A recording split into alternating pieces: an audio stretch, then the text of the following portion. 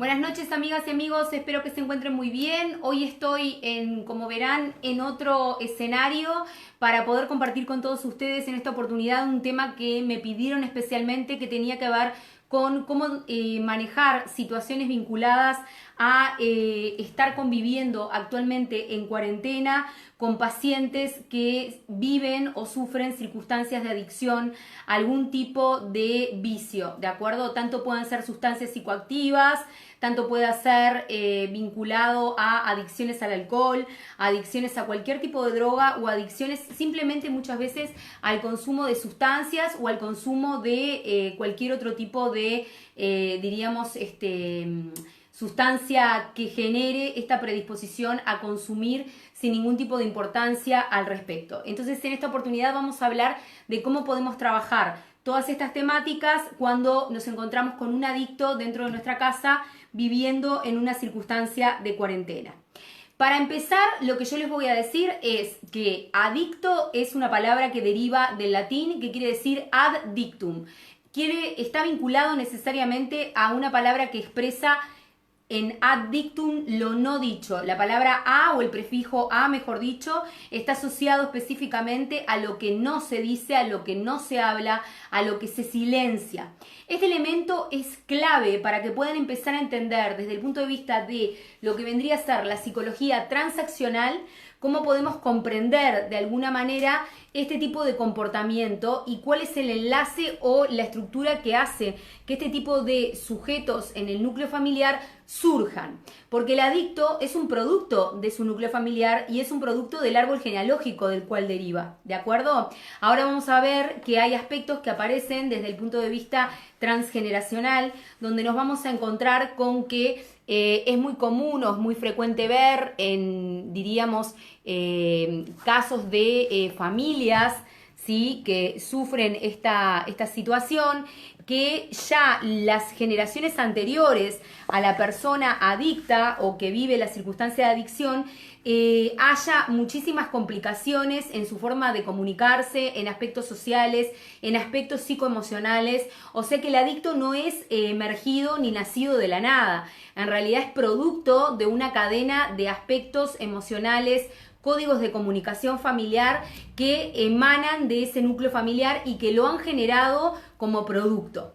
Cuando yo hablo de esto no me refiero a asociar con circunstancias que tengan que ver o estén vinculadas a la culpa, porque en realidad aquí la culpa no nos sirve para nada. Porque es muy común ver cuando uno trabaja con familias con adicciones, con algún integrante adicto, que aparece el elemento de la culpa y que aparece esto de que todos echan culpa entre sí a ver quién generó la situación de la persona que consume. En realidad acá la culpa es una lógica que muy poco nos sirve, que muy poco nos va a aportar a solucionar el problema de la persona que sufre esta circunstancia. Tenemos que tratar de empezar a entenderlo más desde el lugar del código de la comunicación. En realidad está más asociado a lo que tiene que ver con la comunicación y con la manera que tiene esta persona de elegir, expresar aquello que interpreta que no está dicho en el núcleo familiar y lo dice a través de esta manifestación en conducta. Muchas veces me pasa que las madres me dicen, bueno, esto a mí me interesa saberlo, pero no me soluciona nada concreto en la práctica. Y es verdad. Pero tenemos un problema con las vivencias de los adictos y las familias que tienen problema con el tema de la adicción, que es que en realidad la ansiedad es un elemento que no ayuda en lo más mínimo para poder solucionar este tipo de problemáticas. Estas problemáticas, de la misma manera que sucede con los cuadros de abuso sexual infantil en los núcleos familiares, son vivencias psicotraumáticas transgeneracionales. Cuando nosotros en el árbol genealógico encontramos una generación que consume, sea lo que sea el tipo de consumo que tiene problemático de las sustancias, entonces tenemos que pensar y tratar de ver qué sucedió 2 generaciones antes de esta generación, porque vamos a encontrar la respuesta en los abuelos seguramente. No son los culpables, vuelvo a repetir, pero de la misma manera que en el caso de abuso sexual infantil, es muy probable que si encontramos una niña con una situación de abuso sexual infantil, encontremos a la mamá y a la abuela por parte de esa mamá que también hayan sufrido violencia sexual y por ende la generación nueva también lo reviste y lo muestra. Lo que nos vamos a encontrar también es que el adicto, de alguna manera, viene a materializar una cantidad de aspectos psicológicos, psicoemocionales y vivenciales que en el núcleo familiar no se animan a decir o no se animan a contar. Por consiguiente, este elemento es clave para que ustedes lo entiendan y puedan desarmar el trato con este tipo de poblaciones, ¿de acuerdo? Que nada más y nada menos son sus integrantes familiares, sus seres queridos, y aparece el elemento emocional que complica muchísimo todo este aspecto, ya que de alguna manera, diríamos, va a agregar complejidad esto de poder tener un vínculo emocional con ellos directamente. O sea, de ahí que se necesite muchísimo poder trabajar con profesionales y con gente que estemos especializada en poder trabajar este elemento desde, por lo menos en mi caso, las configuraciones familiares y el núcleo familiar en sí mismo. Se trabaja con el paciente, pero también se trabaja con la mamá, principalmente, con el papá, y no pasa, vuelvo a repetir, por un tema de culpa. Bien, entonces, si la palabra adicto está asociada a lo no dicho, hay que primero y principal interpretar e identificar, en realidad, qué es lo que se está callando en el núcleo familiar. O sea, qué es lo que no se está diciendo. Porque hay un secreto, como nosotros decimos los psicólogos, a voces, que se oculta, que se calla, que hace que esta persona que eligió consumir, consuma para evadirse de esa verdad o de esa realidad. ¿De acuerdo? Esto es un elemento que es muy importante que lo tengan en cuenta. Yo acá les estoy dando pautas desde la psicología transpersonal, ¿sí? Para poder analizar y desestructurar. Porque no se trata de decir qué horrible, tengo un castigo, tengo un hijo o una hija adicta, estoy castigado, no sé qué hice mal en la vida. Se trata de que podamos encontrar una solución entre todos a este tipo de problemática. Porque aunque no les parezca, el adicto sufre muchísimo. Por otra parte, el adicto es un emergente del núcleo familiar, ¿de acuerdo? Entonces, este elemento no es menor, ¿sí? Es un elemento clave, ¿sí? Porque el emergente es el encargado en los núcleos familiares a nivel de la configuración de poder llevar o portar el mensaje que la familia no se anima a dar o no se anima a decir o no se anima a expresar. Entonces, este aspecto tienen que tenerlo muy en cuenta, ¿sí? Porque hay que saberlos escuchar y hay que tratar de promover que puedan hablar y que puedan expresar lo que está sucediendo. Porque seguramente muchos integrantes de la familia no deseen escuchar al adicto, porque el adicto lo que dice o lo que puede expresar con su acto o con su expresión verbal, la mayoría de las veces es algo muy incómodo para el núcleo familiar. De ahí la palabra ad dictum, lo no dicho que se esconde y el adicto lo actúa a través del consumo de la sustancia o de aquello que elija utilizar para poder, diríamos, salirse de la realidad, porque ese es el objetivo del consumo. Salirse de la realidad que les tocó, negarla, que es un elemento que vamos a ver también que aparece mucho como mecanismo de defensa de todo el núcleo familiar del adicto, la negación masiva que hacen todos, los papás, las mamás, los hermanos, acerca de que su hermano, su integrante de la familia no es adicto. Entonces acá yo en este aspecto siempre señalo que es como los planteamientos socráticos. Si yo no soy consciente de que no sé nada, no puedo aprender.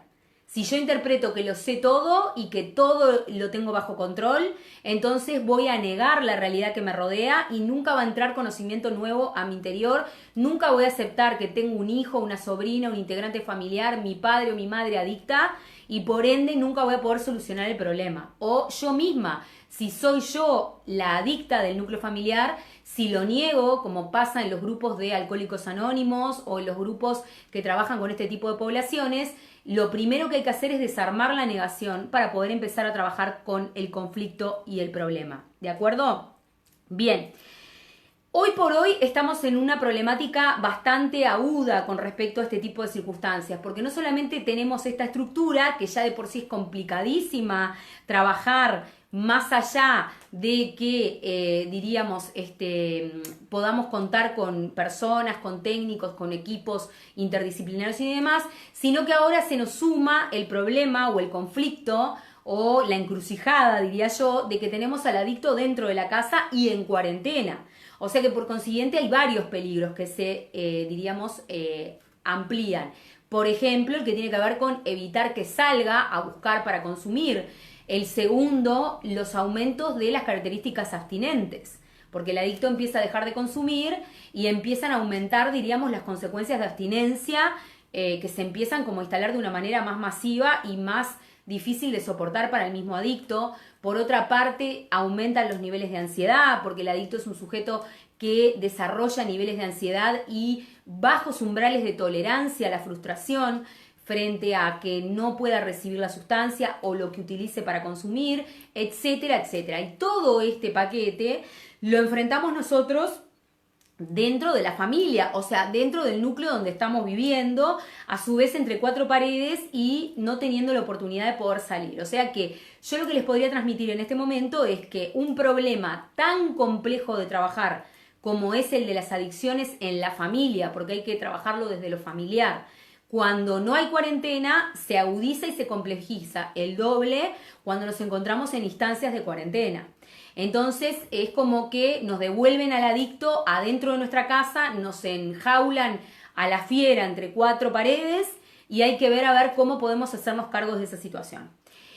Esto que yo les estoy expresando de esta manera, elijo a propósito expresarlo así porque sé que es la vivencia de muchísimas personas que sufren esta circunstancia que es sumamente angustiante y cuesta muchísimo a su vez poder ponerle límites a los familiares cuando están en este tipo de vivencias, cuando sufren este tipo de circunstancias porque justamente son familiares, son nuestros seres queridos, ¿sí?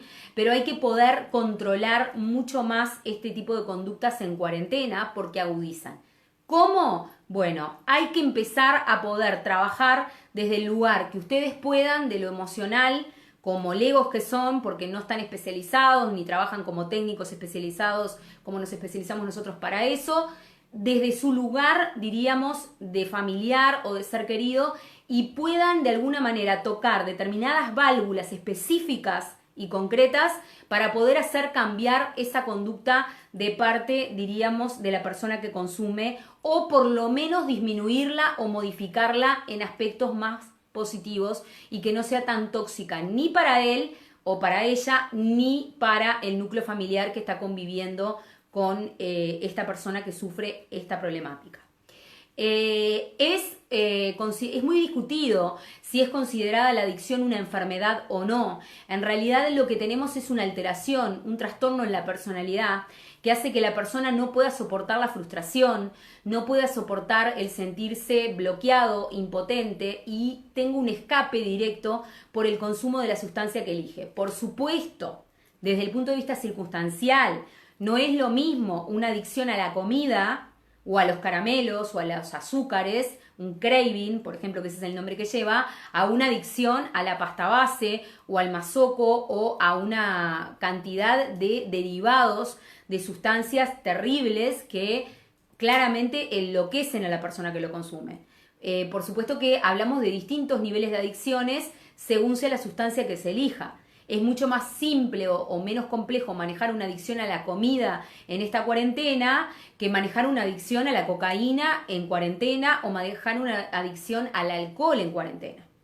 Y acá voy a otro tema que quería compartir con todos ustedes para darles más herramientas para poder trabajarlo. Podemos, a través del periodo de la cuarentena, identificar en qué nivel de consumo adictivo se encuentra nuestro familiar. ¿Por qué?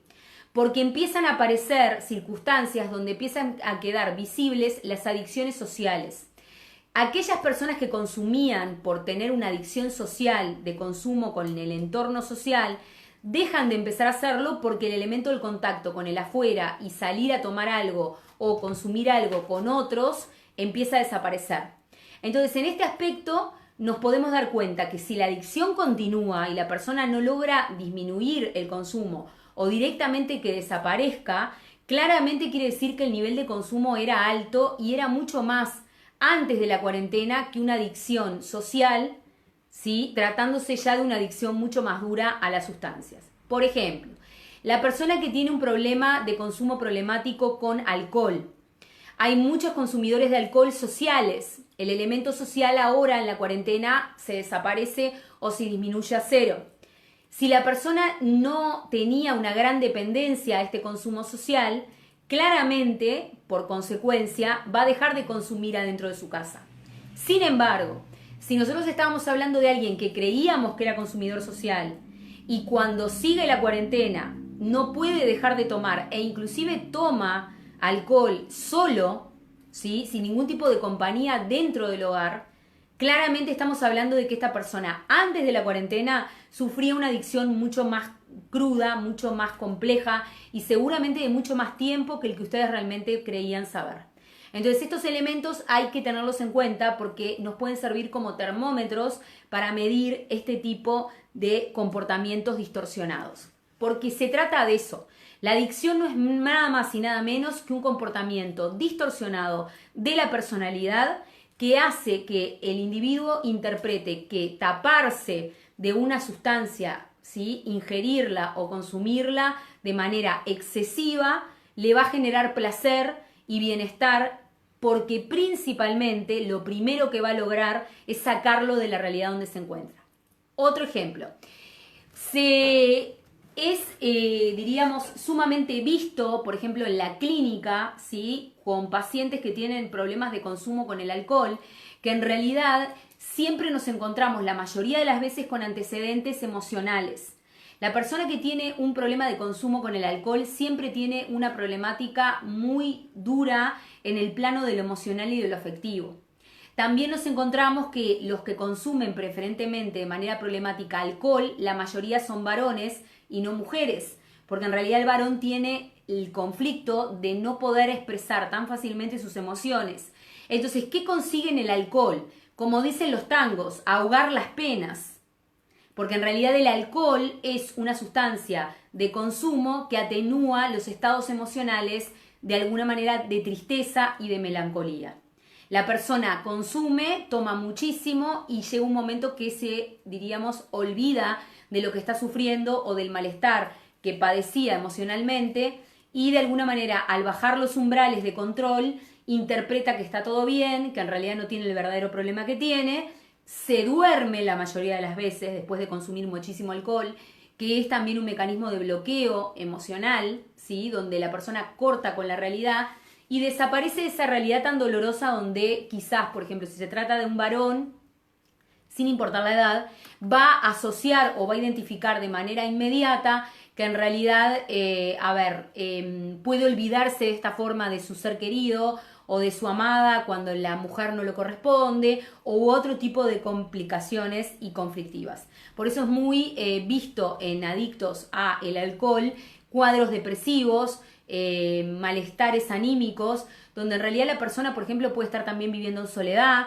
entonces consume y toma muchísimo alcohol cuando se encuentra sola porque no tiene con quién compartir su vida, se siente desprotegida, se siente mal, no querida, entonces todo esto se asocia muchísimo al alcohol como sustancia típica que tienden a elegir este tipo de sujetos con este tipo de historias para poder generar los consumos y el exceso, diríamos, de consumo de sustancia, en este caso alcohol. ¿De acuerdo?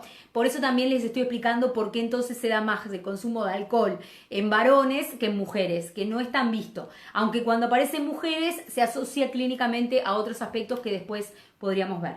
¿Sí? Bien. Hay otro aspecto que se suma con la cuarentena, que es la incertidumbre frente a lo que va a suceder a futuro. Lo segundo es el ocio.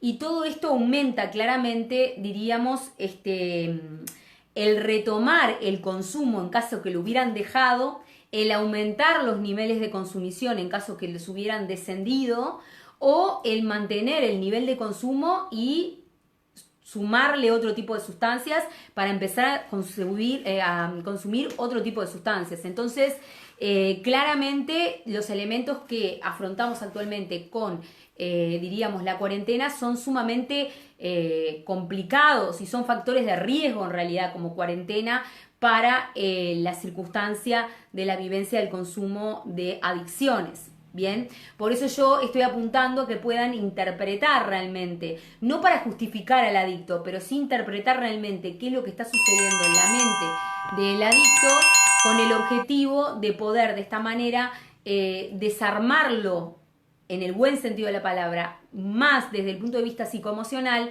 para poder bajarle determinadas lógicas y funcionamientos internos que harían que en esta cuarentena podría dispararse su consumo o sus conductas alteradas y demás.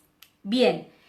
Hay algo que les quiero explicar que no se dice casi nunca y que no se habla, y yo por lo general me caracterizo por decir lo que muchísimos profesionales de la salud en el área psicológica y clínica no dicen, pero yo creo que las personas tienen derecho a saber, porque cuanto más sepan ustedes, más poder van a tener sobre las situaciones que quieren cambiar, que son las características del núcleo familiar al que pertenece la persona adicta. No todas las familias y no todas las estructuras familiares generan o producen sujetos que sufren adicciones. Esto no es, y vuelvo a repetirlo, un elemento para culpabilizar el núcleo familiar. Pero sí hay que tener en cuenta que hay aspectos que son claves de la forma de convivir, de la forma de recortar el mundo, de la forma de ver la realidad, que están la mayoría de las veces asociados, ¿sí?, a comportamientos que hacen que en la crianza y con el tiempo las generaciones más nuevas puedan caer en el consumo de sustancias y puedan terminar muchas veces, diríamos, consumiendo y siendo adictos de algo.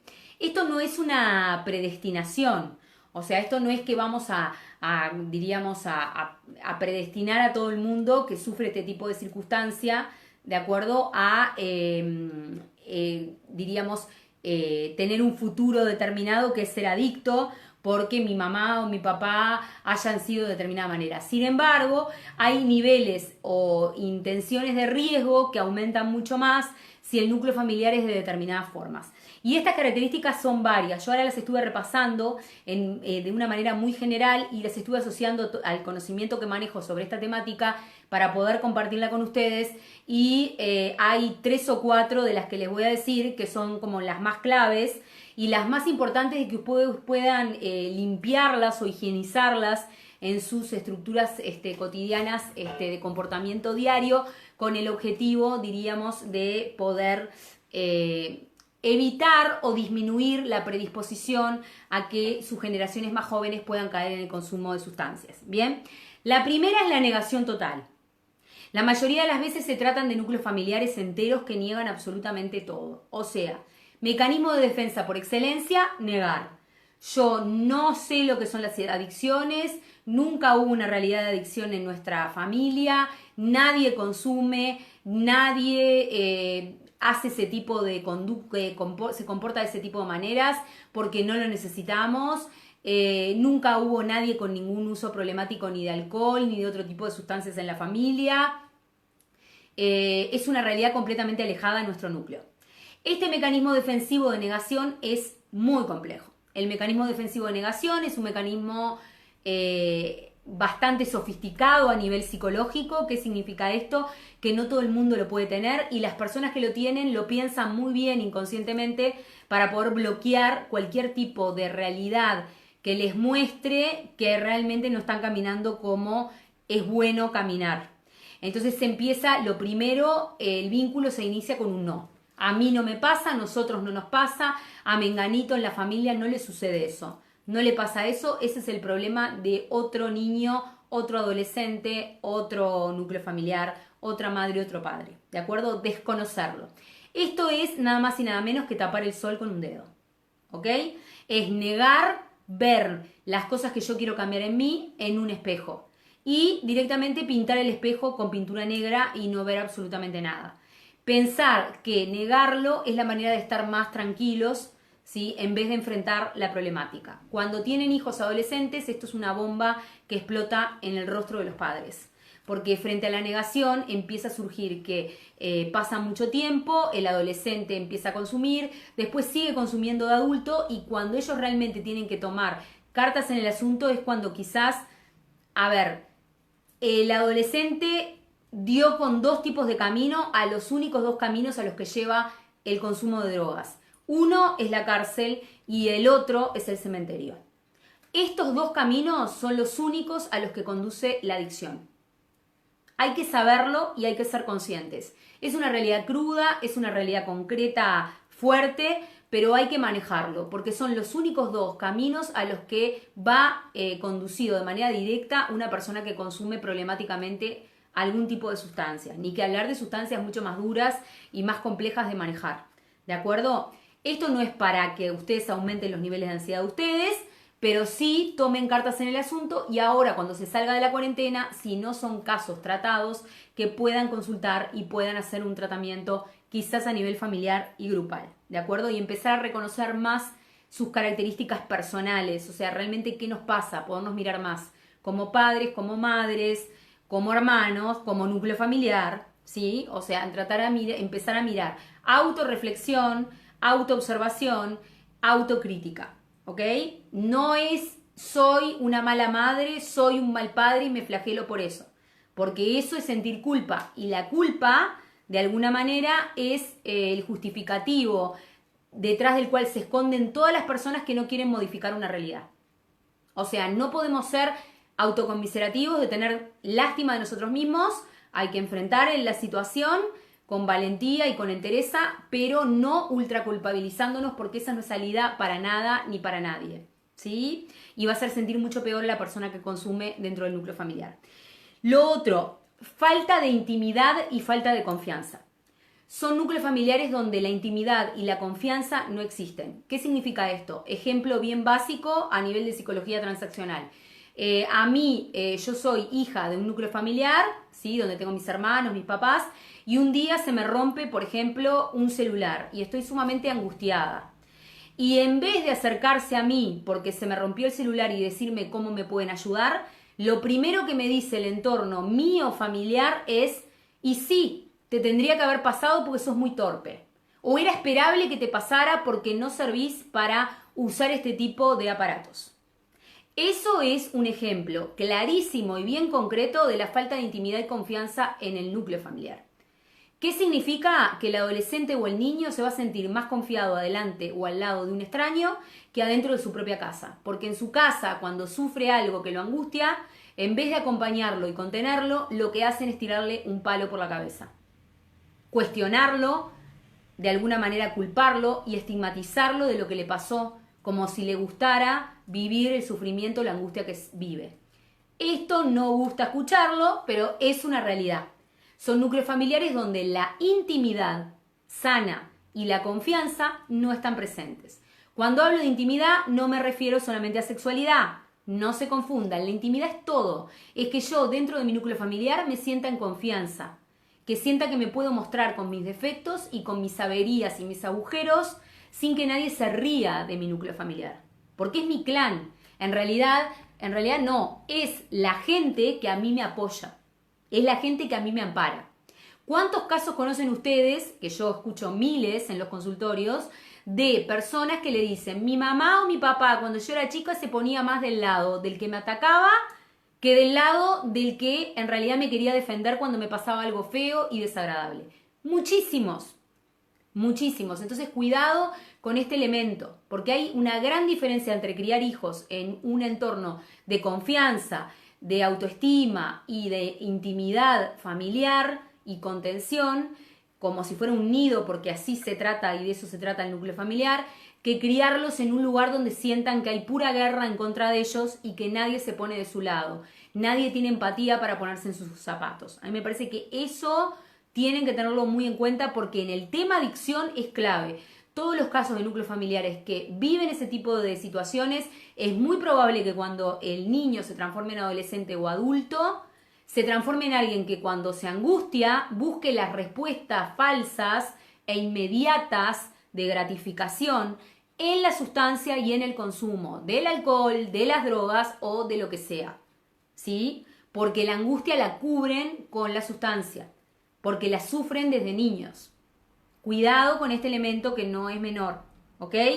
Bien.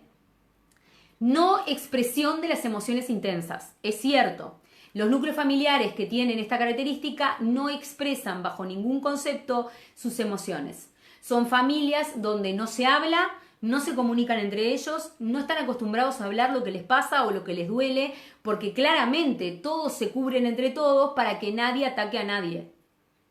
¿Sí? Como yo me siento rodeada de enemigos, entre comillas, y no de gente amorosa que realmente quiere lo mejor para mí, más allá de mis problemas y mis dificultades, cuando yo me tengo que mostrar desde mis lugares más dolorosos, no me muestro. Entonces, de las emociones fuertes no se habla, no se expresa, no se dice. Ad dictum, no se dice, no se habla. Cuando crecen, consumen para poder limpiar ese elemento que se cayó, que no se habló, que no se dijo, que se tapó obscenamente, que se sabe como secreto familiar y se manda a callar a los niños o a los adolescentes cuando lo ponen en palabras o se lo castiga. ¿Sí? Van entendiendo cómo es una lógica perfecta en realidad a nivel psicológico. Y de alguna manera el adicto es el resultante materializado en una persona y en una historia de vida de lo que absorbió de ese núcleo familiar. No pasa por las culpas, pasa porque todos tomemos el rol de responsabilidad que tenemos que tomar. ¿De acuerdo? Bien. Inversión de roles. Madres que, por ejemplo, absorben al hijo, voy a poner el caso de los hijos varones, absorben al hijo a tal nivel que no lo dejan vincularse socialmente con nadie más que no sean ellas. Y aparece una inversión de roles. ¿Qué quiere decir esto? Ellas ocupan lugares que no corresponden como madres. No les dejan el libre albedrío o la forma de elegir por ellos mismos.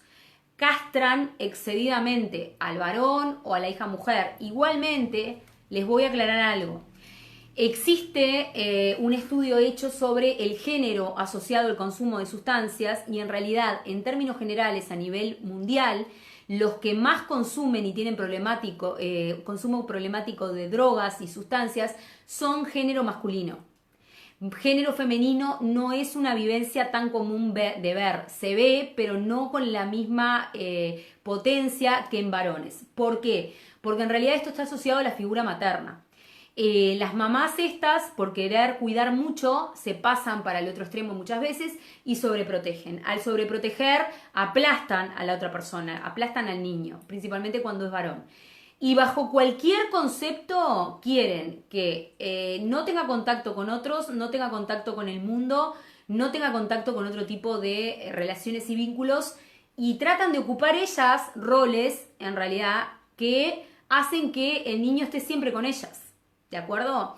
Entonces este elemento distorsiona muchísimo, pero no solamente distorsiona a nivel social, sino que puede distorsionar a nivel del género, a nivel de la identificación de género, al nivel de cómo se siente el varón frente al mundo, si se siente que se anima a hacer algo o no se anima nunca, etcétera, etcétera. O sea, suma una cantidad de aspectos. Cuando hablamos de inversión de roles, como son mamás tan pulpo, que agarran todo y aplastan a la persona que tienen al lado, en realidad se invierten los roles. ¿Por qué? Porque en realidad ellas ocupan lugares que no corresponde que ocupen, ¿sí? O sea, por ejemplo, el hijo está jugando en un juego por computadora y la madre a través de otra computadora aparece en el juego y pregunta a ver cómo está él, ¿de acuerdo? Entonces aparece esto de robar espacios del otro. Y esto de robar espacios del otro hace que claramente después ese hijo, sumado a otros factores que se pueden sumar, trate de captar esto del consumo como una manera de evadirse, de escaparse de esa castración o ese control masivo que claramente es patológico. Yo no estoy diciendo que las madres lo sepan y lo sigan haciendo. Lo que estoy diciendo es que es muy común ver en que las mamás interpretan que esto es para que no les pase, cuando en realidad están promoviendo todo lo contrario, están promoviendo que el hijo caiga en ese precipicio, no rescatarlo, ¿sí? Entonces hay que poder encontrar este punto intermedio con respecto a este aspecto. Por otra parte, claramente son núcleos familiares donde aparece la codependencia, la famosa, diríamos, codependencia de parte de los adultos o de parte de los integrantes de la familia. Todos dependen patológicamente del otro, o sea, todos hacen cosas para que los demás integrantes no puedan vivir libremente, no tengan un libre albedrío. Siempre dependan de una manera o de la otra de determinadas figuras dentro del núcleo familiar, que siempre son las mismas. En este tipo de figuras femeninas pertenecientes a estos, diríamos, núcleos familiares, lo que encontramos también es con esta, diríamos, obsesión de controlar, lo que aparece en la madre del adicto, cuando el muchacho o el niño ya se hizo adicto, es una personalidad que muestra una adicción al control. O sea, controlan, pero controlan de una manera masiva. O sea, es un control patológico. Es un control que no es sano. Es un control que no es bueno para nadie, porque en realidad no promueve nada positivo, sino que en realidad lo único que promueve es ellas sentirse, porque y digo ellas porque en la mayoría de los casos son las mamás, no los papás, ellas sentirse en un poder total y absoluto sobre el hijo. Entonces este elemento evidentemente complica muchísimo, diríamos, todo el panorama, y la adicción que nos encontramos en esta mamá al control la va a desplazar en este hijo.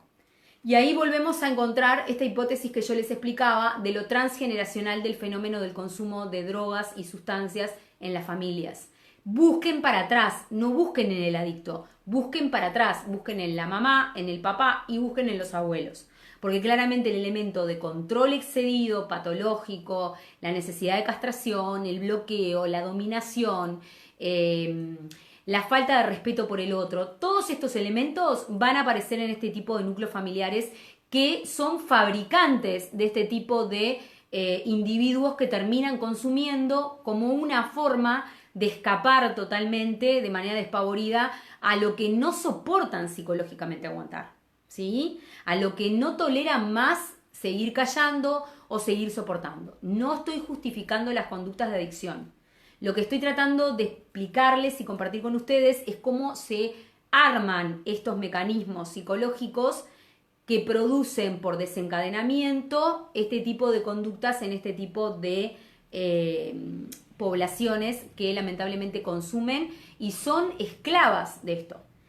La esclavitud que tenían antes con la madre o la esclavitud que tenían antes con el padre la van a traspolar.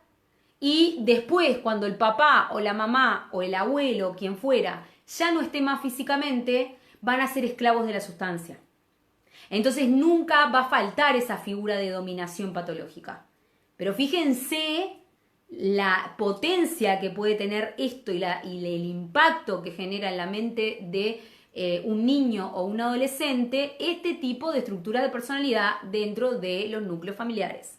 Y con cuán poco podemos cambiar tanto del futuro de nuestros hijos, o del futuro de nuestros sobrinos, o del futuro de nuestros nietos, ¿sí? Porque en realidad quizás sea modificar 3 o 4 conductas de parte de los adultos para tener una variación muy importante a futuro en los más chicos del núcleo familiar, ¿sí? Bien. ¿Qué cuidado puedo tener cuando me encuentro conviviendo en situaciones de cuarentena con personas que sufren adicciones? Bueno, a ver, claramente hay un principio básico psicológico que es la distracción acá. El adicto o el que está en remisión de la adicción no puede estar ni ocioso, ni sin ningún tipo de actividad, ni durmiendo todo el día, ni acostado todo el día mirando televisión o Netflix. O sea, tiene que haber una actividad, diríamos, constante, de distintas funciones que estén ordenadas en el día más que a cualquiera de nosotros. O sea, tienen que tener ordenado el tema de la agenda diaria mucho más que cualquiera de nosotros en cuarentena, porque es la manera de mantenerlos ocupados, ¿sí? Cocinar, manualidades, arreglos en la casa, mantener desgastando energía psíquica todo el tiempo con funciones. Que la persona no se sienta inútil ni que no aporta nada a la familia, porque la cabeza se dispara y aparece mucho más, de manera más feroz, el consumo, el integrar sustancia de una forma mucho más autodestructiva y también de empezar a destruir a todos los integrantes del vínculo familiar, o sea, y empezar a desquitarse emocionalmente con todos los seres queridos. Hay algo que no nos podemos olvidar, que es un principio de la humanidad toda, que es que en realidad cuando estamos mal, con los que más nos las agarramos y nos ponemos en contra es con las personas que más queremos y que más amamos, ¿sí? El ser humano es así, pelea con la persona que tiene al lado, pero no porque la tenga al lado, sino porque si le interesa emocionalmente se pelea. Entonces este elemento no es menor y en adictos con cuarentena aumenta muchísimo y se complica mucho más.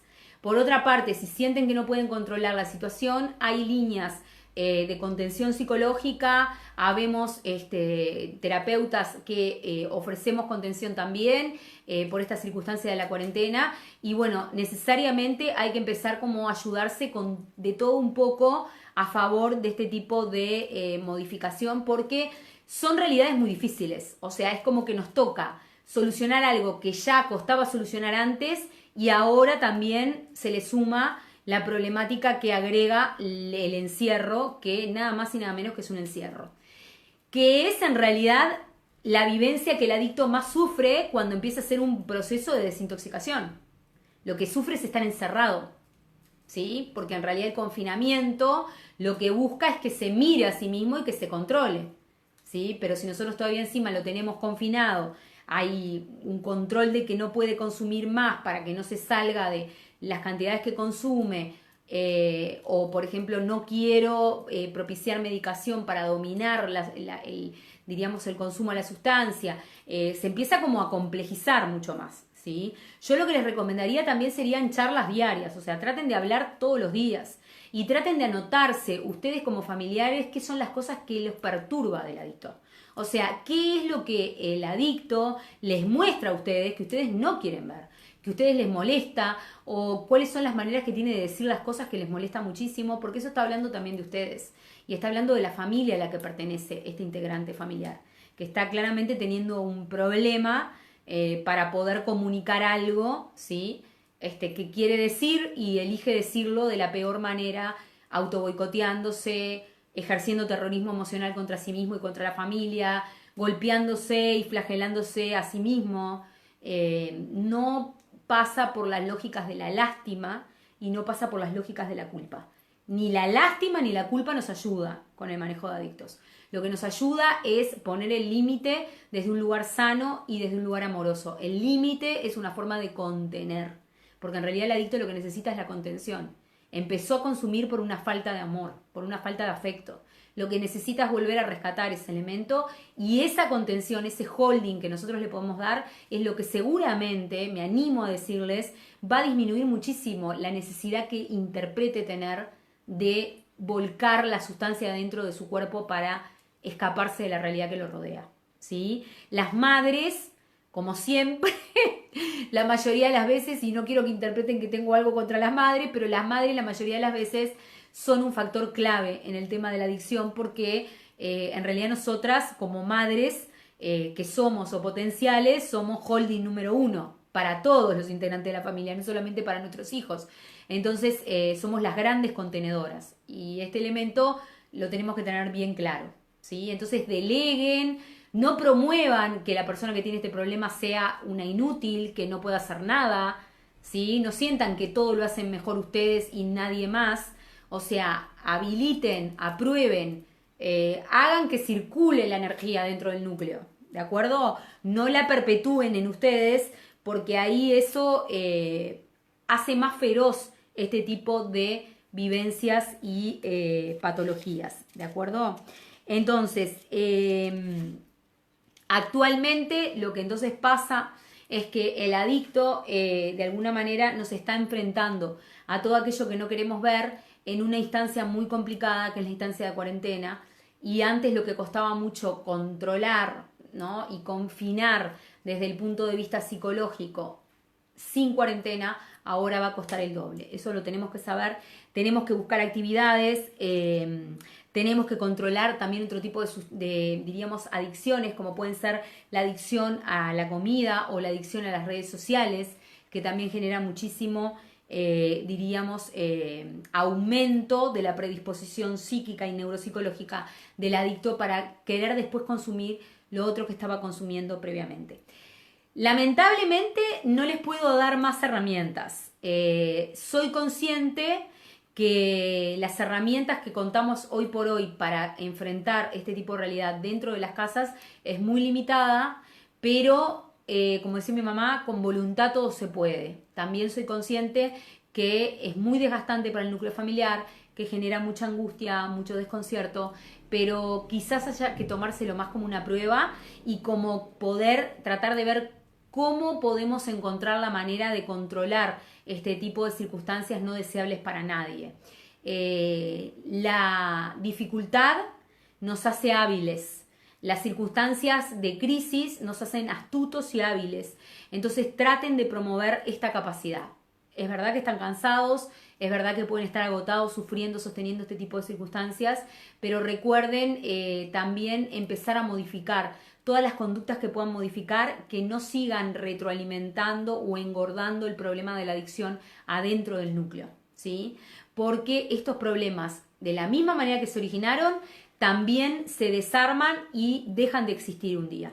Hay un final positivo si realmente todos se ponen las pilas como para poder superarlo en conjunto, se supera en equipo, porque la familia es un equipo, es una cooperativa, ¿sí? Así que yo por ahora voy terminando. Bueno, muchísimas gracias a ustedes. Un abrazo, Patricia. Hay gente de Michoacán, México. Saludos a México. Joana también de Perú.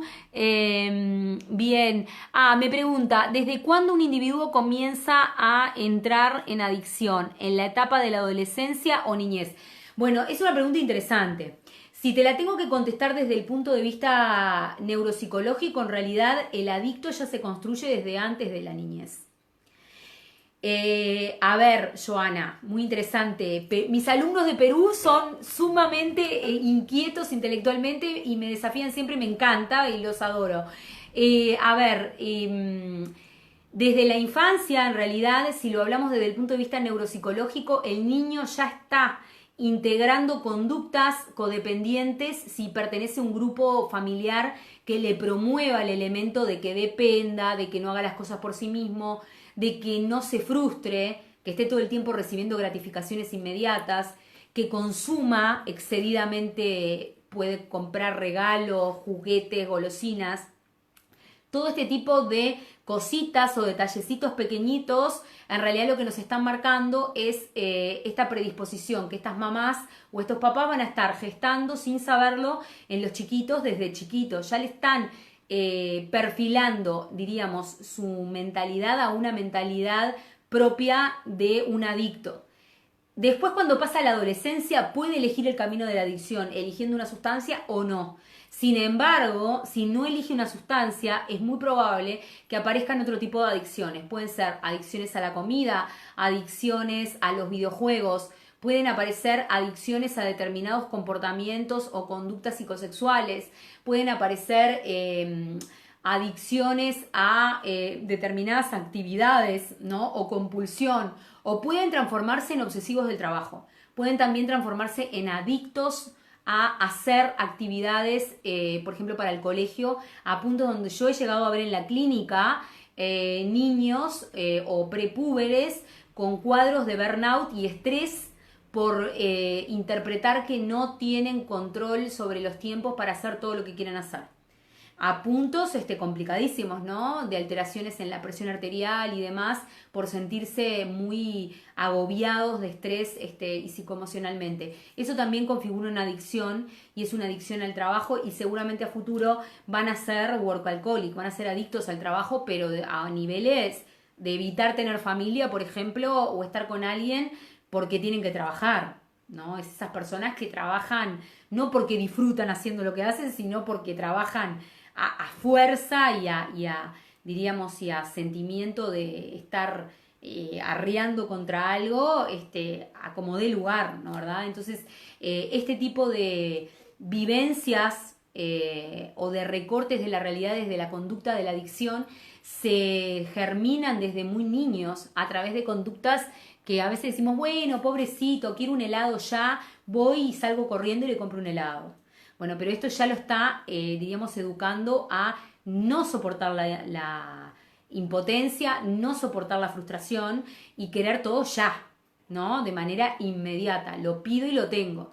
Ya es un paralelismo muy elemental, pero lo es, de las conductas de adicción que puede llegar a tener más adelante, ¿no? Desde la infancia. Y si tenemos que ahondar un poco más, pero sería como tema para otro video, podemos también encontrar antecedentes desde lo prenatal también, en niños que en realidad ya en el útero de su madre están consumiendo sustancias porque sus madres consumen. Entonces, bueno, estos casos, digo, existen muchísimo y ya nacen con un umbral menos tolerante a las resistencias, menos tolerante a las frustraciones, son muy complicados, hacen alteraciones, por ejemplo, en las conductas de alimentación de niños chiquitos, son niños que capaz que tienen obesidad mórbida o no quieren hacer deporte o no soportan determinados mandatos dentro del deporte que cumplen, etcétera, etcétera, etcétera. Entonces digo, estos elementos, diríamos, aparecen muchísimo. Espero haberte contestado. Y tenía algún otro comentario que estoy mirando por acá.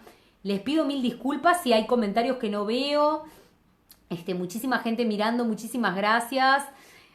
Muchísimas gracias. Señor Valdivia, muchísimas gracias. Sí, es un tema sumamente importante en el desarrollo, es verdad, y es muy importante para el desarrollo y la mejora de la calidad de vida de todos nosotros, sea la edad que sea.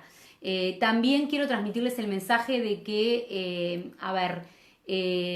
todo es modificable en la vida. No es que el adicto es inmodificable o la persona que sufre la adicción no puede salvarse, sí puede mejorar. Necesitamos a veces mecanismos muy artesanales desde el núcleo familiar, pero que resultan realmente. Yo he visto cambios increíbles y recuperaciones que cuando se dan son realmente una bendición para toda la familia y para todas las personas que están en el entorno de esta persona que se transforma en otra persona. Vuelve a nacer, ¿no verdad? Sale de esa oscuridad de vida del adicto y se transforma en un ser que tiene propósitos, objetivos, realzan su vida y demás. Así que un beso también a Chile, que nos está viendo en este momento, y muchísimas gracias por el comentario. Gracias, Joana, un placer. Desde Perú, un abrazo gigante y les mando un beso enorme, un saludo gigante. Seguimos en contacto, estamos en comunicación, espero que les haya gustado el video de hoy. Es un tema medio escabroso, medio un poco feíto de trabajar, pero necesario de poner en palabras. Está bien que si sufren por este tipo de circunstancias pidan ayuda, que expresen lo que sientan, que busquen la salida de poder decir las emociones que tienen, no se las guarden, no se bloqueen, no se frustren ni frustren a otro en poder expresar el malestar. Y traten principalmente de acercarse a la persona que está sufriendo este problema, porque lo que más necesita en vez de aislamiento y rechazo es todo el amor que quizás no interpretó o no supo interpretar que recibía, o quizás no pudieron darle ahora en este momento. O sea, necesitan eso para volver a reengancharse con la frecuencia de lo que es vibrar como todos nosotros en la vida, querer vivir, querer agarrarnos a nuestra existencia, protegernos para poder seguir existiendo. Entonces ellos quedaron rezagados de esto y hay que volver otra vez a enlazarlos en esta cadena de eslabones que es saber el valor que tiene todas nuestras propias existencias. De por eso seguimos acá, seguimos luchando y seguimos ayudándonos entre todos. Les mando un beso gigante, los quiero muchísimo, un abrazo enorme para Argentina, México, Michoacán, Perú, Perú todos, Chiclayo, todas las zonas de Perú, Lima, Cusco, que también tengo colegas, amigos ahí. Un beso gigante para Chile, hermoso, muchísimas gracias, señor Valdivia, un abrazo muy grande y muy afectuoso desde aquí, desde Montevideo, Uruguay. Para todos mis hermanos argentinos, Entre Ríos, Misiones, que siempre están mirando, para toda la gente del Uruguay, por supuesto, y vamos a seguirnos cuidando, vamos a seguirnos protegiendo y vamos a seguir amando nuestras existencias y nuestras vidas, que son lo más sagrado que tenemos en nuestro poder y que nos han otorgado desde un inicio. Les mando un beso gigante, los quiero muchísimo. Seguimos en comunicación, seguimos en contacto. Muchísimas gracias, Patricia. Un beso enorme, Patricia, de Montevideo, Uruguay. Un beso gigante. Gracias a ustedes por estar ahí, por dejarme entrar en sus casas todos los días, 22, 22:30. Yo cumplo con este granito de arena que aporto para todas y para todos. Espero que les sirva y pueden suscribirse a mi canal, pueden estar en comunicación para lo que necesiten y estamos en contacto como siempre. Como siempre digo, que salgamos mejor de la cuarentena que lo que entramos a ella. Así que aprovechemos este tiempo para mejorar el ser y mejorarnos como seres humanos en este mundo en que nos tocó vivir. Les mando un beso enorme, que descansen muchísimo. Chau, chau.